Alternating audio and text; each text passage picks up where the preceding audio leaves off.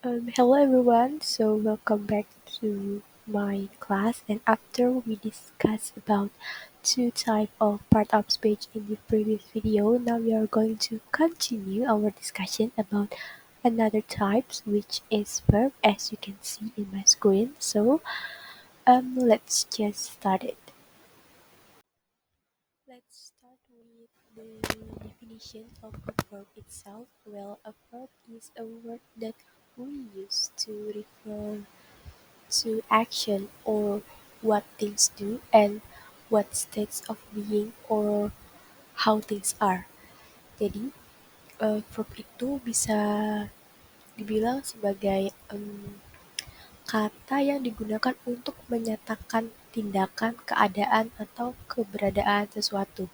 Dan verb itu berfungsi sebagai predikat dalam sebuah kalimat dan memberikan informasi tentang apa yang dilakukan oleh subjek tertentu. Nah, contoh-contoh verb itu ada kayak describe, eat, rotate, run, walk, dan lain-lain.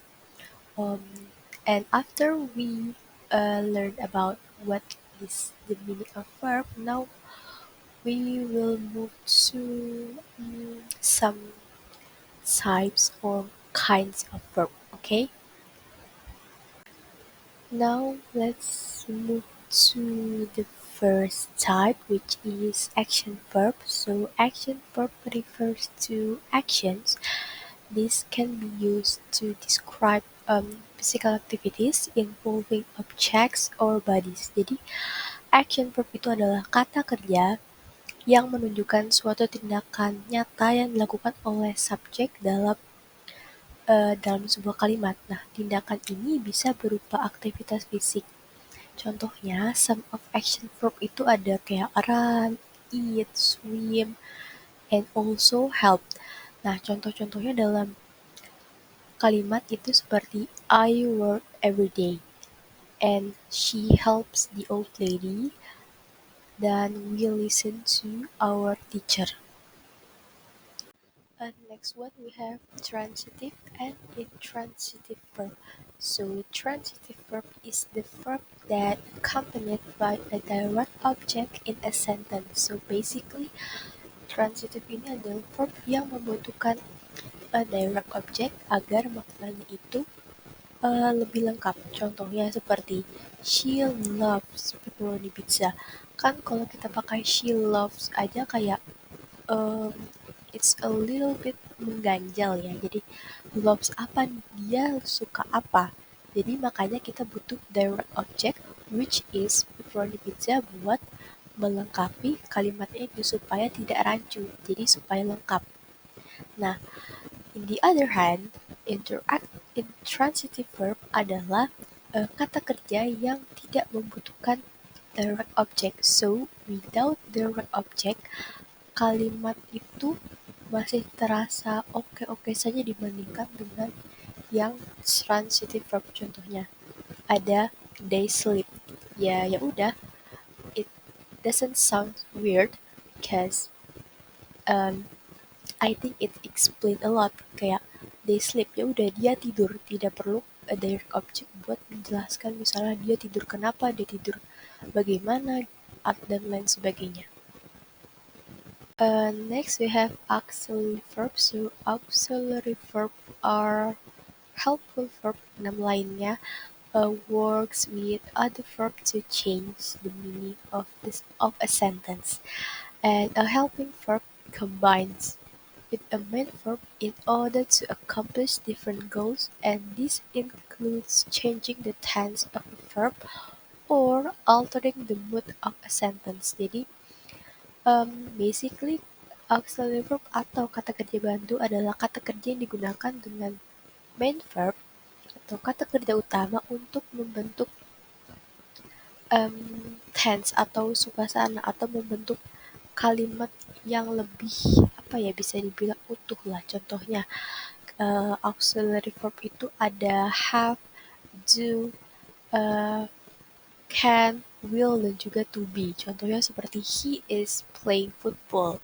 Jadi auxiliary verb di sini adalah is-nya, karena itu merupakan bagian dari to be.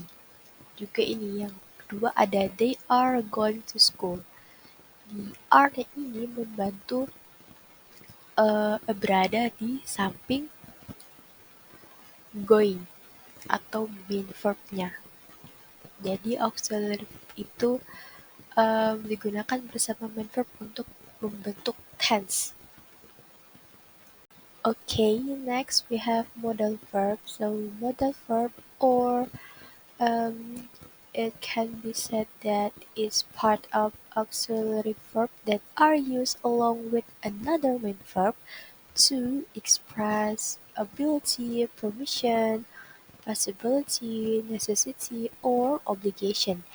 Jadi, kegunaan dari modal verb itu bisa digunakan untuk menyampaikan atau mengungkapkan.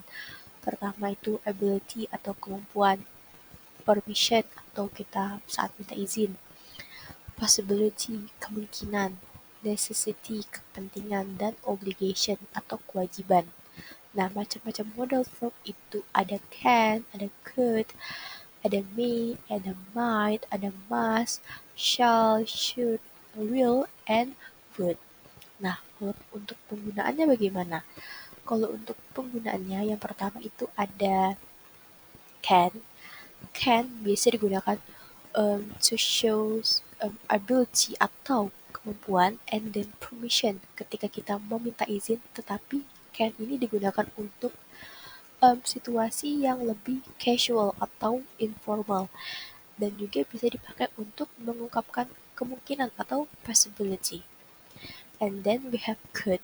Kalau could, we can use could untuk mengungkapkan ability, tapi yang kita miliki di masa lalu, karena could itu merupakan past form dari can, dan juga kita bisa pakai untuk asking for permission. And asking for permission, jika kita kalau pakai could ini dalam situasi yang lebih formal dibandingkan dengan can, dan juga kita bisa pakai could ini untuk mengungkapkan kemungkinan tetapi masih tidak pasti gitu. Selanjutnya ada may. May sama seperti could, kita bisa pakai may untuk asking for permission in formal situation, dan juga bisa dipakai untuk mengungkapkan kemungkinan ya, sama seperti could. Next one we have might. Might ini kegunaannya cuma satu ya, digunakan untuk to express kemungkinan. And then ada must. Must itu obligation, menunjuk untuk mengungkapkan obligation atau kewajiban, dan juga kayak dugaan yang kuat gitu, ataupun kepastian yang sangat kuat. And then we have should. Kalau should itu dipakai saat kita giving an advice, jadi saat kita memberikan saran kayak you should study harder, kayak kamu harus belajar dengan keras, itu kita pakainya should. And then we have will. Will itu digunakan untuk making a prediction ya, kayak I will be atau it will be. Jadi kita pakai will untuk mengungkapkan sesuatu yang mungkin akan terjadi di masa depan, atau untuk mengungkapkan janji ataupun niat yang akan kita lakukan nanti. Lalu ada would. Kalau would itu bisa dipakai untuk expressing, meminta tapi ke arah yang lebih sopan, dan juga untuk mengekspresikan sesuatu yang tidak nyata, atau kondisi imajinatif atau tidak nyata. Dan juga yang terakhir ada shall. Kalau shall itu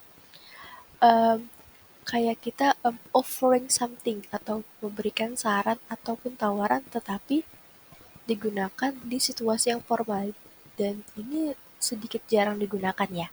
And Itu adalah beberapa jenis modal verb and how to use it. Next, we have regular and irregular verb, and I am pretty sure that some of you is already familiar with this one. Kalau untuk regular itu seperti apa dan irregular itu seperti apa. Nah, kalau regular is a verb is considered a regular verb if its past tense form and past participles end in ed or d. For example, the verb look is a regular verb because its past tense form and past participle are looked. Jadi, um, regular verb itu di mana past tense-nya dan past participles-nya itu sama bentuknya. Seperti contoh, ada look, look, looked. Jadi, bentuknya itu sama. Kayak di contoh ini ada he walked 2 miles to the post office. Walk ini kata kerja kedua dan ketiganya bentuknya sama. Jadi dia bagian dari regular verb. Kalau irregular verb is a verb whose past tense and past participle form itu tidak beraturan atau sembarangan lah contohnya. Contohnya itu ada nih, knew.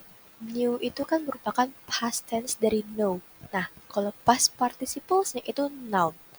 Beda kan maksudnya, tidak beraturan, makanya dia termasuk ke dalam bagian irregular verbs. And the last one is linking verb. Nah, linking verb connects the subject of a sentence with a subject complement. Jadi linking verb itu adalah kata kerja penghubung yang biasanya menghubungkan subjek dengan subjek komplement yang berupa bisa adjektif ataupun noun ya. Nah, contoh-contoh linking verb itu ada to be, ada seem, ada become, ada feel, dan ini ada beberapa contoh linking verb.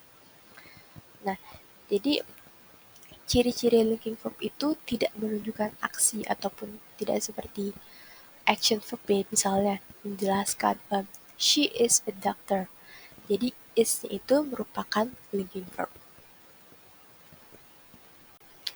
So that's all for the material for today. We have learned so much about the meaning of verb and then many types of verb.